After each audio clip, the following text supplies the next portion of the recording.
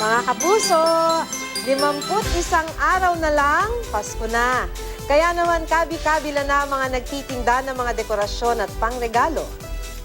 Dama na rin sa maraming lugar ang simoy ng Pasko dahil sa iba't ibang Christmas displays. Makibalita tayo kay Joy Segui. Tampok sa trade fair sa Dagupan City ang mga Christmas decor na mabibili sa murang halaga tulad ng Baby Jesus figurine na ito. Mga Belen set na gawa sa abaka na mabibili mula 500 hanggang 1,500 pesos. 300 hanggang 500 pesos naman ang mga Little Santa na may iba't ibang disenyo. Ang maliliit na Christmas tree, 250 hanggang 300 pesos. Tibay ito. Ito kahit maulanan, okay lang, hindi siya mapipade yung color niya. Para sa mga maagang namimili ng panregalo, meron din ito sa trade fair, gaya ng mga bag, pitaka at accessories na gawa sa mga materyales mula sa niyog. Tatagal ang trade fair hanggang November 13.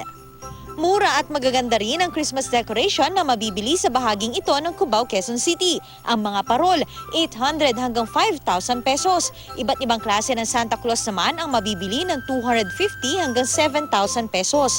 Habang ang Christmas tree, 150 hanggang 2,000 pesos. Literal na Christmas in the air ang mafe-feel sa imbensyong itong ginawa ng isang grupo. Isang lumilipad na Christmas tree.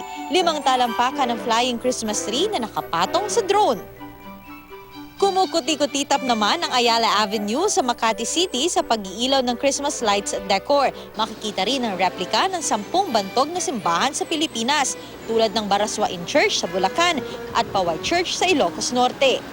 Inihahanda na rin ng mga taga Zamboanga City ang mga dekorasyong ikakalat sa lungsod. Tiyak na ikatutuwa ng mga bata ang mga dekorasyong tulad ng Christmas tree na hugis cupcake, mga parol na hugis lollipop, cotton candy, at iba't iba pang pamosong Christmas characters na swak sa tema nilang Candyland.